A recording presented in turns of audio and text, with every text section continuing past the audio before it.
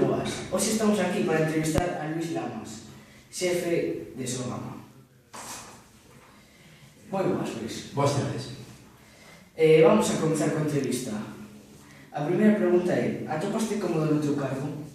Sí, bueno, cando un está nun posto de traballo, neste caso, ademais, nun posto que efectivamente é un posto que sabes que estás temporalmente, pois, se uno está cómodo, o que ten que facer é coller e irse, non? Iso é o responsable e o sei, por tanto, pois sí, todos temos momentos mellores e peores, como que aquel outro traballo, pero en xeral, pois, sí estou cómodo. Contanos, que cambiarías? Que cambiaría de Sogama, dis? Bueno, pois, hombre, hai moitas cousas que fomos cambiando neste tempo e hai outras pois, que son difíciles de cambiar, non? As cousas non se cambian somente con decir, bueno, quero cambiar isto, non? Hai moitas inercias que levan moito tempo, son moitos traballadores e, por tanto, moitas persoas distintas con formas de ver as cousas moi diferentes e, por tanto, hai que ir pouco a pouco, non? Pero o que cambiaría fundamentalmente é un pouco o concepto de empresa pública, non? Porque o feito de que seña unha empresa pública non quere decir que non teña que ser unha empresa eficiente, non? E ás veces, pois, iso é difícil de que a xente, sobre todo a xente que está ali, pois o entenda, non? Moi ben, que é Sogama para ti?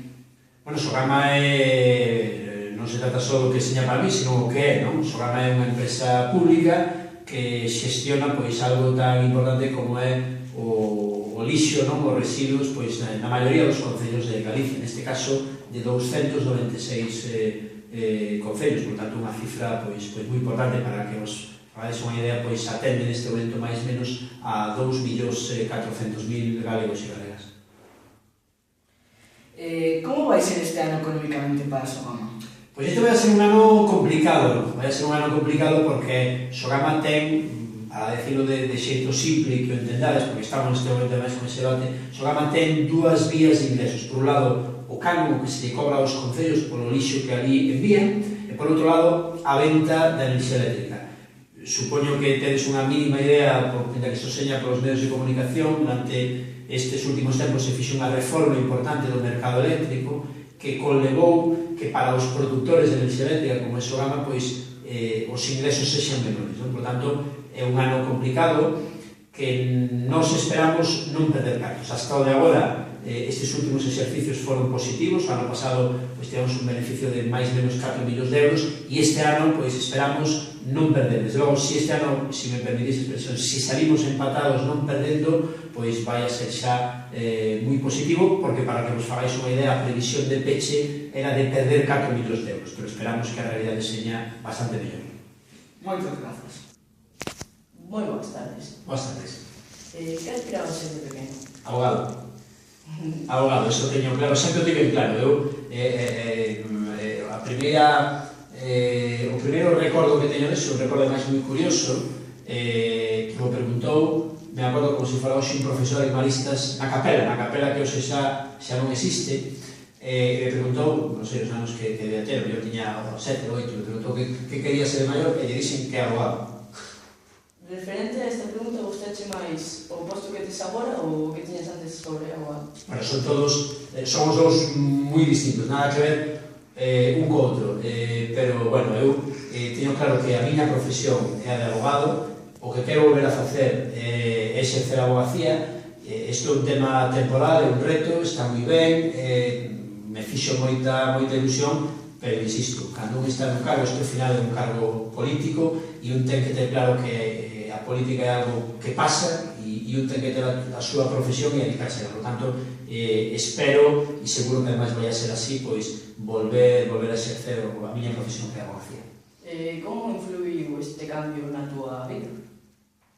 Bueno, fundamentalmente influiu pois en algo que é moi importante, sobre todo cando un ten familia, sobre todo cando un ten nenos pequenos, non? E é que antes vivía en Lugo e agora sigo vivindo en Lugo, entendendo por vivir que veño a Lugo a dormir, non? Por tanto, a diferencia é que saio da casa cedo e chego tarde e teño que viaxar. Antes estaba en Lugo e agora pois teño que coller o coche e ir a Cerceda todos os días. Ese, digamos, que é o cambio máis importante, que non é menor, non? O resto, pois, bueno, máis ou menos un traballo mismo estando en Lugo que estando na Coruña ou que estando en calquera outro lado, non? Foi fácil para ti chegar tan alto? Non, para primeiro, isto non é unha cuestión de chegar a algo, non? Vamos a ver, é un traballo como outro calquera e hai que ter claro que tenga a mesma importancia estar nun sitio que noutro, pois o mellor as responsabilidades evidentemente son distintas.